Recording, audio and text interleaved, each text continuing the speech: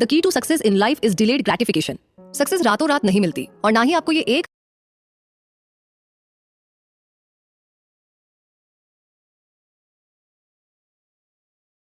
एक हफ्ते या एक महीने में मिलेगी। सक्सेस एक ऐसी चीज है जो कई सालों की मेहनत और लगन का नतीजा है। अगला चैप्टर है the key to success in life is delayed gratification. Success रातों रात नहीं मिलती और ना ही आपको ये एक हफ्ते या एक महीने में मिलेगी। सक्सेस एक ऐसी चीज है जो कई सालों की मेहनत और लगन का नतीजा होती है। अगर आप ये कॉन्सेप्ट नहीं समझेंगे तो आप कभी भी सक्सेसफुल नहीं बन सकते। 1960 के दशक में हुई एक स्टडी में डिलेड ग्रेटिफिकेशन यानी संतुष्टि मिलने में देर होना और उन लोगों पर इसके नतीजे को एनालाइज किया गया जो कि इसका इंतजार कर रहे थे। रिसर्चर्स ने बच्चों के ग्रुप से पूछा कि वो उसी वक्त एक मार्शमेलो लेना चाहेंगे या 20 मिनट के इंतजार के बाद 2 मार्शमेलो लेना चाहेंगे। तो 40 साल बाद पार्टिसिपेंट्स को फिर से एक बार साथ में बुलाया गया और उनसे उनकी जिंदगी के बारे में पूछा गया। जिन लोगों ने 20 मिनट इंतजार करने के बाद 2 मार्शमेलो लेने का डिसीजन लिया था, उन्होंने अपनी लाइफ में उनसे ज्यादा प्रोग्रेस की थी जिन्होंने उसी समय एक मार्शमेलो लेने का डिसीजन लिया था। उन्हें स्कूल में हाई स्कोर मिलते थे, उनकी सोशल स्किल ज्यादा अच्छी थी, उनका स्ट्रेस लेवल कम था और वो ड्रग्स और शराब का यूज भी कम करते थे। डिलेड ग्रेटिफिकेशन का मतलब है कि आज आप किसी चीज के बिना रह रहे हो तो इसलिए क्योंकि फ्यूचर में आपको उससे बेहतर मिलने की उम्मीद है। जैसे कि चार्ली मंगर बर्कशायर हैथवे के वाइस चेयरमैन और वॉरेन बफेट के राइट हैंड मैन है। वो अपने हर टॉक और वर्कशॉप में डिलेड ग्रेटिफिकेशन को प्रमोट करते हैं। चार्ली अपने सारे बिजनेस डिसीजन पे कंपाउंडिंग और डिलेड ग्रेटिफिकेशन अप्लाई करते हैं और बर्कशायर हैथवे के लिए $1 मिलियन रेज करते हैं। अपने फर्म के लिए डिसीजन लेते समय उनका पूरा फोकस पेशेंस और टाइमिंग पर रहता है। चार्ली ने कैसे डिलेड ग्रेटिफिकेशन का कॉन्सेप्ट यूज किया है, इसका एक रियल लाइफ एग्जांपल तब देखने को मिलता है जब उन्होंने टेनिको नाम के एक स्टार्टअप कंपनी में इन्वेस्ट किया। उस कंपनी के शेयर $1 में बिक रहे थे तो चार्ली ने कुछ $1 मिलियन के शेयर खरीद लिए। कुछ सालों के बाद टेनिको के स्टॉक प्राइस $15 तक पहुंच गए और तब चार्ली ने उन्हें बेचने का डिसीजन लिया। अकेले इस इन्वेस्टमेंट से उन्हें $80 मिलियन की कमाई हुई और उन्हें बस इतना करना पड़ा था कि उन्होंने प्राइस बढ़ने का इंतजार किया। तो पे आउट मिलने के बाद चार्ली ने अपनी सारी कमाई लीलू को दे दी जो उन्हीं की तरह एक इन्वेस्टर थे और उन पर अपना सारा पैसा री इन्वेस्ट करने की जिम्मेदारी डाल दी। लीलू ने चार्ली के $80 मिलियन को इन्वेस्ट करके कुछ ही सालों के बाद $400 मिलियन बना दिया। चार्ली ने इतना पैसा बैठे बैठे कमा लिया था। तो ये है कंपाउंडिंग और डिलेड ग्रेटिफिकेशन की पावर। इसमें बेशक आपको तुरंत इनाम नहीं मिलेगा लेकिन अंत में जब मिलेगा तो बहुत सारा मिलेगा। चार्ली इतना पैसा इसलिए कमा पाए क्योंकि उन्होंने अपने पैसे को तुरंत कहीं भी खर्च करने के बारे में नहीं सोचा। अपनी पहली इन्वेस्टमेंट से कमाई करने के बाद भी उन्होंने सेलिब्रेट करने के बजाय जो कुछ भी था उसे किसी दूसरी कंपनी में फिर से इन्वेस्ट कर दिया क्योंकि उन्होंने अपना ग्रेटिफिकेशन डिले करने का फैसला लिया था। तो चार्ली ने अपने सारे इन्वेस्टमेंट के इंटरेस्ट को कंपाउंड किया और पहले से कहीं ज्यादा कमाया। तो अगर आप एक एंटरप्रेन्योर है तो आपको अपने बिजनेस के डिसीजन लेते समय डिलेड ग्रेटिफिकेशन को भी उसमें शामिल करना चाहिए। सिर्फ अपनी करंट अर्निंग्स के बारे में मत सोचिए बल्कि लॉन्ग टर्म अर्निंग्स पर भी फोकस कीजिए। ज्यादातर कंपनीज अपनी करंट अर्निंग्स पर इतना ज्यादा फोकस रखती है कि वो उन अच्छी अपॉर्चुनिटीज को अनदेखा कर बैठती हैं जो उन्हें लॉन्ग टर्म में फायदा पहुंचा सकती है। लेकिन इस तरह की सोच आपकी कंपनी के लिए नुकसानदायक है और हो सकता है कि एक दिन आपको दिवालिया बना दे। आज कोस्को और अमेज़न जैसे बिजनेस इसलिए सक्सेसफुल है क्योंकि वो डिलेड ग्रेटिफिकेशन पर फोकस करते हैं। इन कंपनीज ने अपना प्रॉफिट मार्जिन कम रखा इसलिए शुरुआत के कुछ सालों में इनकी कमाई ज्यादा नहीं थी। अब क्योंकि इन्होंने अपने प्राइस कम रखे थे तो लोग इनसे शॉपिंग करना पसंद करते थे जिसके चलते धीरे धीरे इनके लॉयल कस्टमर्स बनते चले गए। कोस्को और अमेज़न की सक्सेस का सबसे बड़ा राज यही है। लो प्रॉफिट मार्जिन के बावजूद उनकी सेल डबल हो गई क्योंकि उनके कस्टमर्स के ऑर्डर्स बढ़ते चले गए। डिलेड ग्रेटिफिकेशन सिर्फ फाइनेंस या बिजनेस डील्स में ही अप्लाई नहीं होता है बल्कि आप इसे रियल लाइफ सिचुएशन में भी अप्लाई कर सकते हैं। जब भी आप कुछ नया शुरू करना चाहे या कुछ नया सीखना चाहे तो चीजों को अलग नजरिए से देखने की कोशिश कीजिए। ये मत सोचिए कि आपको आज ही रिवॉर्ड मिल जाएगा बल्कि ये उम्मीद रखिए कि फ्यूचर में आपको अच्छे रिजल्ट जरूर मिलेंगे। जैसे कि मान लीजिए आप कोई नई भाषा सीखना चाहते हैं। अब शुरुआत में तो ये आपको थोड़ा चैलेंजिंग लगेगा ही लेकिन जैसे जैसे आप सीखते जाएंगे आपको जनरल कॉन्सेप्ट समझ में आता जाएगा और कुछ महीनों में ही आप धड़ल्ले से एक नई भाषा बोल रहे होंगे। बेशक शुरुआत में आप एक एक्सपर्ट नहीं थे लेकिन आपकी रोज की 1% प्रोग्रेस कुछ ही महीनों के बाद 100% में बदल जाएगी। एक और एग्जांपल लेते हैं। मान लीजिए आपको वजन कम करना है। आई एम श्योर ये बहुत सारे लोगों का गोल है। इसके लिए आप रोज हेल्दी डाइट लेंगे और रोज एक्सरसाइज करेंगे लेकिन इसके बावजूद आपका वजन कम नहीं होता। हाँ, पर अगर आप लगातार कोशिश करते रहे तो जल्द ही आप कुछ पाउंड घटा सकते हैं और कुछ और महीनों या साल भर बाद ही आपकी कमर थोड़ी पतली नजर आने लगेगी। तो इतनी जल्दी हार मत मानिए, डटे रहिए और अपने एफर्ट्स को टाइम के साथ साथ कंपाउंड होने दीजिए। और अब बारी है अगले चैप्टर की, building earning power through a business ownership mindset. एक बिजनेस को शुरू करना बहुत ही चैलेंजिंग काम है। ये सबके बस की बात नहीं है। ये आपके बस की बात नहीं होगी अगर आप बिजनेस डिसीजन लेने और अपने अगले मूव के लिए स्ट्रेटेजी बनाने में कई कई घंटे बिता देते हैं। हालांकि बिजनेस करना सक्सेस पाने और पैसे कमाने का सबसे भरोसेमंद तरीका है। अगर आप अपना बिजनेस खड़ा कर रहे हैं तो आप अपने टाइम के मास्टर खुद बन सकते हैं। ये बात उन लोगों के लिए क्या मायने रखती है जिनमें वो बात ही नहीं है जो बिजनेस को चलाने के लिए चाहिए। तो क्या इसका मतलब वो कभी भी अमीर नहीं बन पाएंगे? वेल, इसका जवाब ना थोड़ा मुश्किल है। आप शायद अपने अंदर वो स्किल कभी डेवलप ही ना कर पाए जो एक बिजनेस को चलाने के लिए चाहिए, लेकिन आप इन्वेस्टिंग से अब भी अमीर बन सकते हैं। ये एक बेटर ऑप्शन है जिस पर ज्यादातर लोग यकीन करते हैं। इन्वेस्टिंग थोड़ा ट्रिकी और चैलेंजिंग काम है। आपको अच्छी कंपनीज में इन्वेस्ट करने का नॉलेज होना चाहिए। हालांकि सवाल ये है कि क्या इन्वेस्टिंग से आप उतना ही पैसा कमा सकेंगे जितना कि बिजनेस से कमाते हैं? तो इसका जवाब है हाँ। इन्वेस्टिंग आपको ढेर सारा पैसा और वो सब कुछ दे सकती है जो आप चाहते हैं। इन्वेस्टिंग आपको पैसे कमाने का मौका देती है और बदले में आपका टाइम भी ज्यादा नहीं मांगती। आप प्रॉफिट कमाते कमाते अपने दूसरे काम भी कर सकते हैं। हालांकि इन्वेस्टिंग सबकी चॉइस नहीं होती, लेकिन अगर आप अमीर बनना चाहते हैं तो आपको इसके बारे में सीरियसली सोचना चाहिए। लॉन्ग टर्म स्टॉक्स में इन्वेस्ट करके आप काफी पैसा कमा सकते हैं, क्योंकि आपका पैसा हर साल के हिसाब से कंपाउंड होता जाता है। इन्वेस्टिंग के आपको कई सारे फायदे भी मिलते हैं और ये है इसके 6 मेन फायदे जो आपको इन्वेस्ट करने के लिए कन्विंस कर सकते हैं। ये सारे फायदे उन फायदों से कंपेयर किए जाएंगे जो आपको एक बिजनेस से मिलते हैं, लेकिन आपको भी खुले दिमाग से दोनों के फायदे सुनने के लिए तैयार रहना होगा। सबसे पहले तो इन्वेस्टिंग आपको एक मौका देती है कि किसी भी बिजनेस का एक हिस्सा पाने की, और वो भी बिना उस बिजनेस को चलाए। ये आपको उस हिस्से पर दावा करने का मौका देती है जिसकी वैल्यू आपके स्टॉक्स के बराबर होती है। जब आप कोई बिजनेस चलाते हैं तो आप उस कंपनी के 100% ओनर होते हैं, लेकिन इसके साथ ही सारे डिसीजन लेने और स्ट्रेटेजीज बनाने की जिम्मेदारी भी आप ही की होती है। इन्वेस्टिंग आपको बिना डायरेक्टली इन्वॉल्व हुए मालिकाना हक देती है। ये किसी के लिए भी पैसिव इनकम कमाने का सबसे बढ़िया तरीका हो सकता है। दूसरी बात, इन्वेस्टिंग आपको अपने रिस्क डाइवर्सिफाई करने का मौका देती है। आपको अपना सारा पैसा किसी एक कंपनी में नहीं लगाना है, आप इसे डिवाइड करके कई कंपनीज में लगा सकते हैं, जिससे आप रिस्क को कम से कम कर सकते हैं। खुद का बिजनेस चलाने का मतलब है कि अपना सारा पैसा कैपिटल के तौर पर एक कंपनी में लगा देना और ये उम्मीद रखना कि वो कंपनी आगे चलकर सक्सेसफुल होगी। लेकिन इन्वेस्टिंग में आप अपनी सेविंग्स का सिर्फ एक हिस्सा इन्वेस्ट करते हैं और यही हिस्सा आपको हायर रिटर्न दे सकता है, जो कि इस बात पर डिपेंड करता है कि आप किस टाइप के स्टॉक्स में इन्वेस्ट कर रहे हैं। जैसे मान लीजिए कि आपने अपनी लाइफ सेविंग्स में से $1,40,000 खुद की स्टार्टअप केमिकल कंपनी में लगाया, या फिर आप अपनी सेविंग्स का सिर्फ $70,000 किसी बड़ी केमिकल कंपनी जैसे विंती ऑर्गेनिक्स में इन्वेस्ट करते हो, तो अपने स्टार्टअप से प्रॉफिट कमाने में आपको शायद कुछ साल लगे, पर अगर आप पहले से जमी जमाई किसी बड़ी कंपनी में पैसा लगाते हैं तो आप कुछ महीनों में ही प्रॉफिट कमा सकते हैं। अपने ऑप्शन डाइवर्सिफाई करने में जो चीजें शामिल है वो है विंती जैसी कंपनीज के अलावा एप्पल या नाइकी जैसे बड़े ब्रांड्स में इन्वेस्ट करना। जिन कंपनीज में आप इन्वेस्ट करते हैं अगर वो अलग अलग फील्ड से हो तो लॉस होने के चांसेस कम हो जाते हैं, क्योंकि अगर एक कंपनी से लॉस हो भी गया तो दूसरी से आपको प्रॉफिट हो सकता है। इन्वेस्टिंग का तीसरा फायदा ये है कि आपको अपने डिसीजन पर ज्यादा कंट्रोल रख पाने की एबिलिटी देता है। इसमें आपको वो लड़ाइयां लड़ने की जरूरत नहीं है जो आप लड़ना नहीं चाहते हैं। आप खुद चूज कर सकते हैं कि कौन सा मैच खेलना है और कौन सा जाने देना है।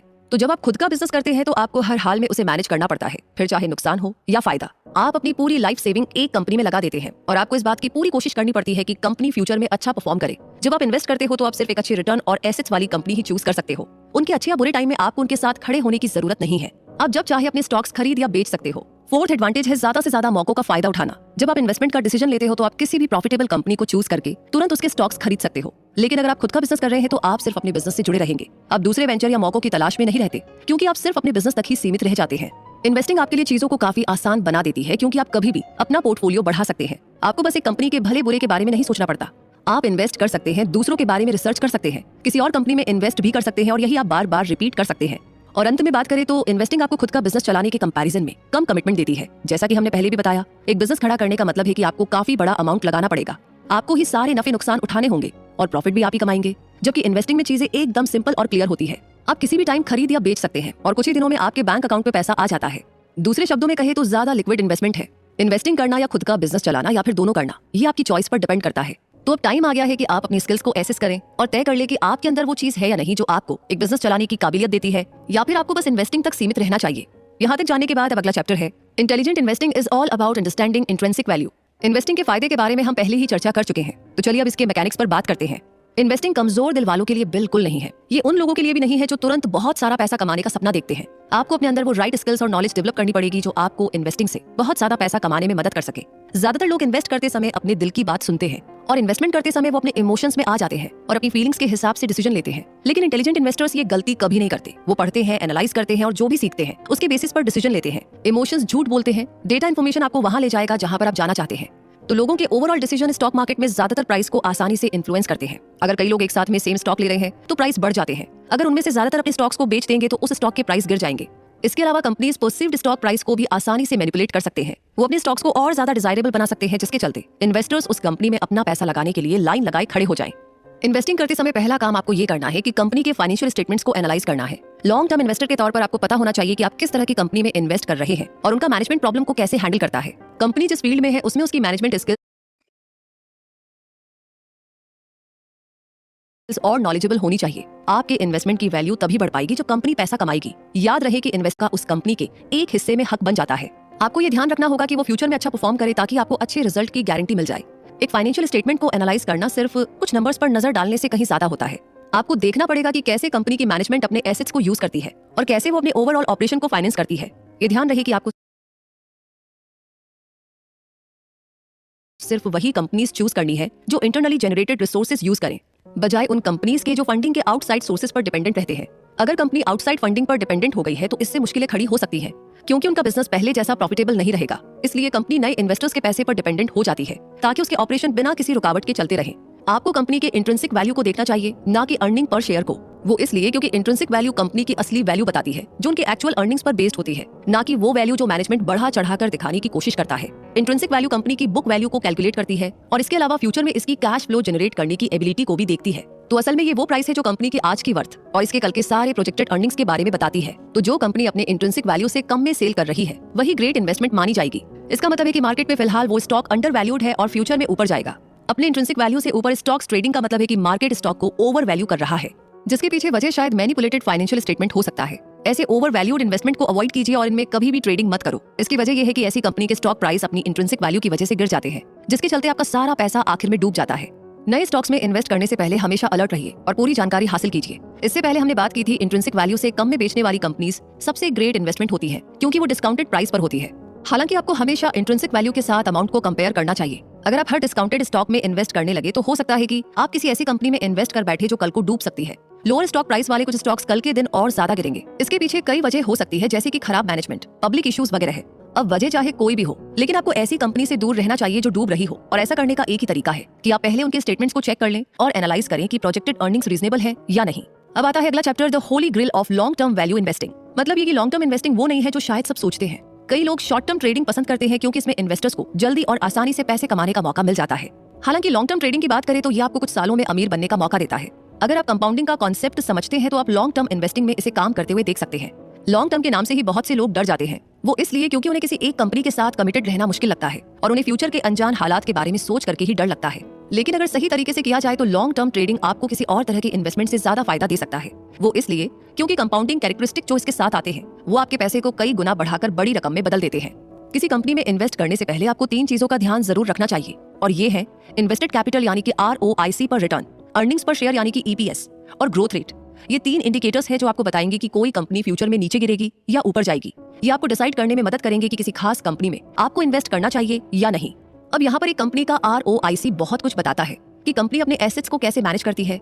ROIC बता सकता है कि कंपनी कैश में डूब रही है या कर्जे में। अगर कंपनी का ROIC इसके कॉस्ट ऑफ कैपिटल से ज्यादा है तो इसका मतलब है कि वो अच्छा कर रही है और काफी अच्छे से अपने एसेट्स को मैनेज कर पा रही है। ROIC का कॉन्सेप्ट समझने के लिए यहाँ पर एक एग्जांपल लेते हैं। मान लो एक कंपनी जिसका एवरेज कॉस्ट ऑफ कैपिटल है 8% और ROIC है 15%, तो वो उस कंपनी के मुकाबले ज्यादा प्रॉफिटेबल मानी जाएगी जिसका कॉस्ट ऑफ कैपिटल 12% और ROIC 15% है। इन दोनों कंपनीज में से पहली कंपनी का प्रॉफिट मार्जिन 7% है, जबकि दूसरी का प्रॉफिट मार्जिन 3% है। सेम ROIC होने के बावजूद इन दोनों कंपनीज में फर्क है। पहली कंपनी आपको एक इन्वेस्टर के तौर पर ज्यादा रिटर्न देगी, जबकि दूसरी सिर्फ 3% दे पाएगी। दूसरी कंपनी का कॉस्ट ऑफ ऑपरेशन भी ज्यादा है, इसलिए वो कम पैसा कमाएगी। अर्निंग्स पर शेयर भी एक और इंपॉर्टेंट इंडिकेटर है कि बिजनेस सक्सेसफुल होगा या नहीं, लेकिन इसे हमेशा ग्रोथ रेट से कंपेयर किया जाना चाहिए। हाई EPS कंपनी के लिए अच्छा होता है, हालांकि अगर इसे लो ग्रोथ रेट से जोड़कर देखा जाए तो इससे ये पता चलता है कि कंपनी सिर्फ शॉर्ट टर्म के लिए प्रॉफिटेबल है। अब मान लीजिए 2 कंपनीज है जिनका अर्निंग पर शेयर सेम है। कंपनी ए का ग्रोथ रेट 15% है, जबकि कंपनी बी का सिर्फ 6% है। अब अगर आप कंपनी बी में 40 साल के लिए भी इन्वेस्ट करते हैं तो आपको जो भी प्रॉफिट मिलेगा वो कंपनी ए के एक हिस्से के बराबर होगा। कंपनी ए का हाई ग्रोथ रेट आपके इन्वेस्टमेंट को फ्यूचर में बड़े अमाउंट के तौर पर कंपाउंड कर देगा। कंपाउंडिंग कितने कमाल की चीज है ना। इसे अगर हाई इंटरेस्ट रेट से जोड़ा जाए तो ये आपको 20 से 30 सालों में काफी अमीर बना सकता है। लॉन्ग टर्म इन्वेस्टमेंट करते समय आपको इस बात की तरफ ध्यान देना चाहिए कि कंपनी अपने रिसोर्सेज कैसे यूज करती है। फाइनेंशियल स्टेटमेंट और इंडिकेटर्स आपको काफी कुछ बता सकते हैं, लेकिन आपको ये भी पता होना चाहिए कि अगले कुछ सालों तक कौन लोग आपका पैसा मैनेज करेंगे। ऐसी कंपनीज में इन्वेस्ट कीजिए जो अपनी अर्निंग्स को री इन्वेस्ट करते हो, बजाय उनके जो अपने इन्वेस्टर्स को अच्छा खासा डिविडेंड देने पर जोर देते हैं। री इन्वेस्टमेंट कंपनी को फ्यूचर में ग्रो करने और फलने फूलने का मौका देता है, जबकि डिविडेंड सिर्फ शॉर्ट टर्म के लिए प्रॉफिटेबल होता है। इसे आप इस तरह देखिए, किसी कंपनी के अपने प्रॉफिट को यूज करने के 2 तरीके हैं। पहला तो ये कि वो अपने करंट इन्वेस्टर्स को खुश रख सकती है, और दूसरा कंपनी खुद को और प्रॉफिटेबल बनाने के लिए अपना प्रॉफिट यूज कर सकती है। अब एक इन्वेस्टर होने के नाते तो आप यही चाहेंगे कि आपको जल्दी से जल्दी बड़ा डिविडेंड मिल जाए, लेकिन अगर आप फ्यूचर को ध्यान में रखें तो आप चाहेंगे कि कंपनी की वैल्यू में आगे चलकर इजाफा हो। तो 1950 के दौरान की बड़ी कंपनीज में से सिर्फ 12% ही आज फॉर्च्यून 500 में अपनी जगह बरकरार रख पाई है। ज्यादातर बड़ी कंपनियां उन दिनों या तो दिवालिया हो गई थी या उन्हें कुछ सालों के बाद नई कंपनीज ने खरीद लिया था। तो इन 12% में अपनी जगह बनाने वाली कंपनी में शामिल है Pfizer, general Motors, Coca Cola, Hershey और वर्लपूल। बिजनेस के अलग अलग फील्ड से आने के बावजूद इन सब ने एक जैसी स्ट्रेटेजी फॉलो की, और वो है अपनी अर्निंग्स को अपने ऑपरेशन में री इन्वेस्ट करना और एक बड़ा कैपिटल वैल्यू बिल्ड करना। ये कंपनीज अपने बिजनेस ऑपरेशन को चलाने के लिए बाहरी फंड पर डिपेंडेंट नहीं थी, यानी वो खुद से ही प्रॉफिटेबल थी। अपने प्रॉफिट को री इन्वेस्ट करने से उनका पैसा सालों साल कंपाउंड होता रहा, और ज्यादा कैपिटल का मतलब था इंट्रिंसिक वैल्यू में इजाफा। तो बेशक उनके इन्वेस्टर्स को हर साल बड़े डिविडेंड नहीं मिले, तो भी उनका इन्वेस्टमेंट साल दर साल बढ़ता चला गया। लॉन्ग टर्म इन्वेस्टिंग का होली ग्रेल है एक ऐसी कंपनी ढूंढना जो हाई रिटर्न दे और उन रिटर्न को अपने ऑपरेशन में इन्वेस्ट करे। ये कंपनी और उसके इन्वेस्टर्स के ब्राइट फ्यूचर की तरफ इशारा करता है। अगर आपको लगे कि कोई कंपनी ऐसी है तो तुरंत उसमें इन्वेस्ट कीजिए। तो यहाँ तक जानने के बाद अब अगले चैप्टर की बात करते हैं, the dynamic art of portfolio management and individual position sizing. अब आप जान चुके हैं कि उन कंपनीज को कैसे चुना जाए जिनमें आपको इन्वेस्ट करना है। तो अब टाइम आ गया है कि हम ये सीखें कि अपने इन्वेस्टमेंट को कैसे मैनेज किया जाए। इन्वेस्टमेंट का मतलब सिर्फ बेस्ट कंपनी सिलेक्ट करके उसमें इन्वेस्ट करना नहीं है, बल्कि ये भी सीखना है कि कितना इन्वेस्ट किया जाए और कितने स्टॉक्स खरीदे जाएं। पोर्टफोलियो मैनेजमेंट और इंडिविजुअल पोजीशन साइजिंग एक इंटेलिजेंट इन्वेस्टर होने के अहम हिस्से हैं। आपको सोच समझकर अपना पोर्टफोलियो मैनेज करना होगा और आपको ये पता होना चाहिए कि आपको हर कंपनी के टोटल कितने स्टॉक्स खरीदने हैं।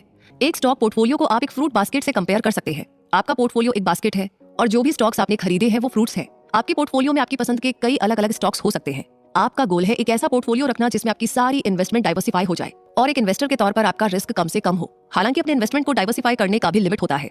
डाइवर्सिफिकेशन का मतलब है अपने पोर्टफोलियो को डाइवर्सिफाई करना। इसमें आप अलग अलग कंपनीज के मल्टीपल स्टॉक्स खरीदते हैं। एक डाइवर्स पोर्टफोलियो एक इंडिविजुअल इन्वेस्टमेंट का रिस्क कम कर देता है, क्योंकि आपको अपने पैसे को बहुत सारी कंपनीज में डिवाइड करने का मौका देता है। जैसे अगर आपको कंपनी ए से घाटा हुआ और कंपनी बी से मुनाफा हुआ तो आपका ज्यादा नुकसान नहीं होगा, और अगर दोनों कंपनी से आपको फायदा होता है तो आप विन विन सिचुएशन में रहेंगे। ज्यादातर इन्वेस्टर्स क्यों अपना पैसा डाइवर्सी करते हैं, इसके पीछे रीजन ये है कि मार्केट कभी भी अनस्टेबल और नाजुक हो सकती है। कुछ स्टॉक्स ग्रेट इन्वेस्टमेंट साबित होते हैं, लेकिन मार्केट की वजह से इजीली अफेक्ट हो जाते हैं। उनके प्राइस लगातार ऊपर नीचे होते रहते हैं। इसलिए अच्छा रहेगा अगर आप उन्हें ज्यादा स्टेबल स्टॉक इन्वेस्टमेंट के साथ पेयर करें। दो टाइप के रिस्क होते हैं जो ज्यादातर इन्वेस्टर्स को फेस करने पड़ते हैं। ये है मार्केट रिस्क और business risk. Market risk market में ही छुपे होते हैं, जिन्हें कंपनी कंट्रोल नहीं कर सकती, जबकि बिजनेस रिस्क वो है जो इंडिविजुअल कंपनीज फेस करती हैं, जिसके चलते उनके ऑपरेशन रुक जाते हैं और वो दिवालिया होने की कगार पर पहुंच जाते हैं। अच्छी कंपनीज में बिजनेस रिस्क काफी लो होता है, जबकि जिनके फाइनेंशियल स्टेटमेंट्स डाउटफुल होते हैं उनमें रिस्क काफी हाई होता है। तो अलग अलग इंडस्ट्रीज के बिजनेस रिस्क भी अलग अलग होते हैं, जो उनके मार्केट पर डिपेंड करता है। इसलिए डाइवर्सिफिकेशन जरूरी है। अपने पोर्टफोलियो को डाइवर्सिफाई करके आप किसी भी तरह के फ्यूचर बिजनेस रिस्क को कम कर सकते हैं। एक इन्वेस्टर के तौर पर या तो आप डाइवर्सिफाइड या फिर कॉन्सेंट्रेटेड पोर्टफोलियो रख सकते हैं, यानी एक ऐसा पोर्टफोलियो रख सकते हैं जिसमें कई स्टॉक्स हो, या फिर मार्केट से एक या दो स्टॉक्स ही मेंटेन कर सकते हैं।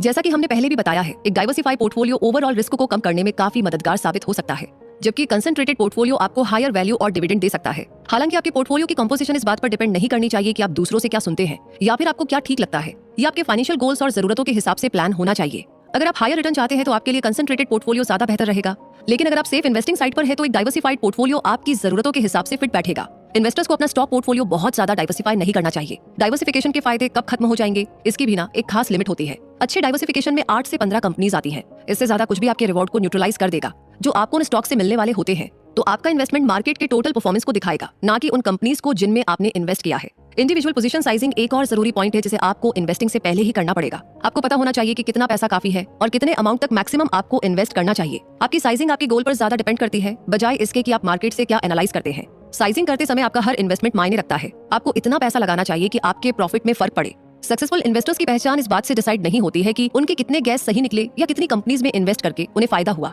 बल्कि इस बात से है कि अपने हर गैस से उन्होंने कितने पैसे कमाए। तो इन्वेस्टिंग एक गेसिंग गेम है जो फैक्ट्स और डेटा पर बेस्ड होता है। हर इन्वेस्टमेंट के साथ आप 100% श्योर नहीं हो सकते, लेकिन आप ये उम्मीद और दुआ जरूर कर सकते हैं कि आपका हर गैस सही निकले। आपका पोजीशन साइजिंग इतना होना चाहिए कि आपके गैस का आपको फायदा मिले। अगर नहीं तो फिर इन्वेस्टिंग करने का मतलब ही क्या है। इसी के साथ हम पहुंच गए हैं इस समरी के कंक्लूजन पर, यानी कि हमने इस समरी से क्या कुछ सीखा, एक बार फिर से दोहराते हैं। तो मुद्दा मामला ये है कि सबसे पहले तो आपने एक लर्निंग मशीन बनने के बारे में जाना। सक्सेसफुल बनने का एक ही तरीका है कि आप रोज कुछ ना कुछ नया सीखते रहें। सीखने का बेस्ट तरीका है पढ़ना। दुनिया के सबसे सक्सेसफुल लोग अपने डेली रूटीन का बड़ा हिस्सा पढ़ने में गुजारते हैं। रोज के 25 पेज से शुरुआत करते हुए इसे अपनी आदत में शुमार कर लीजिए। दूसरा, आपने डिलेड ग्रेटिफिकेशन के बारे में जाना। जैसा कि कहावत है, अच्छी चीजें उन्हीं को मिलती है जो सब्र रखते हैं। आप डिलेड ग्रेटिफिकेशन को हर फील्ड में यूज कर सकते हैं, जैसे स्टडी, सेविंग और खुद को इम्प्रूव करने में। जब आप कंसिस्टेंट रहेंगे तो आपको बहुत जल्द ग्रेट रिजल्ट भी देखने को मिलेंगे। तीसरा, आपने इन्वेस्टिंग की पावर के बारे में जाना। किसी भी बिजनेस में इन्वेस्ट करके आप उसके एक हिस्से के हकदार बन जाते हैं और आप अपने रिस्क को डाइवर्सिफाई कर सकते हैं और कम मेहनत में ज्यादा पैसे कमा सकते हैं। ये पैसिव इनकम कमाने का बेस्ट जरिया है। आप छोटी रकम से शुरुआत करके आगे फ्यूचर में अमाउंट बढ़ा सकते हैं, और अगर आपने इंटरेस्ट को टाइम के साथ कंपाउंड होने दिया तो आपका पैसा हमेशा बढ़ता रहेगा। चौथा, आपने इंट्रिंसिक वैल्यू के बारे में जाना। इन्वेस्टिंग से पहले आपको ये देखना होगा कि स्टॉक की इंट्रिंसिक वैल्यू क्या है। ये टेक्निक आपको उस वक्त बेटर डिसीजन लेने में मदद करेगी जब आप इन्वेस्टमेंट के लिए कंपनी चूज कर रहे होंगे। इससे आप डिसाइड कर सकते हैं कि कोई स्टॉक ओवर वैल्यूड है या नहीं, और अपनी फोरकास्टेड अर्निंग्स के बेस पर बढ़ेगा या घटेगा। पांचवा, आपने लॉन्ग टर्म इन्वेस्टमेंट के होली ग्रेल के बारे में जाना। किसी भी कंपनी में लॉन्ग टर्म इन्वेस्टमेंट करने से पहले आपको 3 इंडिकेटर्स देखने चाहिए: return on invested capital, earnings पर शेयर और ग्रोथ रेट। सिर्फ उन्हीं कंपनीज में इन्वेस्ट करें जो अपना ज्यादा पैसा अपने ऑपरेशन पर री इन्वेस्ट करते हैं। अगर इसे हाई रिटर्न से जोड़ दिया जाए तो कंपनी और उसके इन्वेस्टर्स के लिए ये एक ब्राइट फ्यूचर की निशानी है। और लास्ट में, आपने पोर्टफोलियो मैनेजमेंट और इंडिविजुअल पोजीशन साइजिंग के बारे में जाना। एक डाइवर्सिफाइड पोर्टफोलियो आपको पूरे रिस्क को एकदम ना के बराबर करने में मदद करती है। इससे आप अपने पैसे की सेफ्टी से समझौता किए बिना हाई रिटर्न मेंटेन कर पाते हैं। हर इन्वेस्टमेंट में आप जो पैसा लगाते हैं वो आपके एक्सपेक्टेड रिटर्न से मैच होना चाहिए। लाइफ का अल्टीमेट सीक्रेट है कंपाउंडिंग। आपकी डेली चॉइसेस, हैबिट्स और आपके एक्शन आज से 10 या 20 साल बाद आपको काफी बढ़िया रिजल्ट देंगे। अगर आप सक्सेसफुल होना चाहते हैं तो आज से ही शुरुआत करें और चीजों को स्टेप बाय स्टेप लेते हुए आगे बढ़ें। कंपाउंडिंग की पावर आपकी लाइफ को चेंज कर सकती है, बशर्ते कि आप रोज लगातार सीखते रहें, इंप्रूव करते रहें और डटे रहें। और इसी लाइन के साथ ये समरी यहीं पर कंप्लीट होती है, लेकिन हमें तो अभी बहुत कुछ करना है। काफी कुछ सीखने को मिला इस समरी से, लेकिन आपकी क्या राय है? आप ऑलरेडी कौन सी चीज फॉलो कर रहे हैं या आपने क्या डिसाइड किया है कि बस ये अब से शुरू करना है? अपनी राय, अपने विचार कमेंट सेक्शन में जरूर बताएं। प्लस कौन सी नई ऑडियो बुक समरी आप गूगल पर सुनना चाहते हैं उसका नाम लिख भेजिए।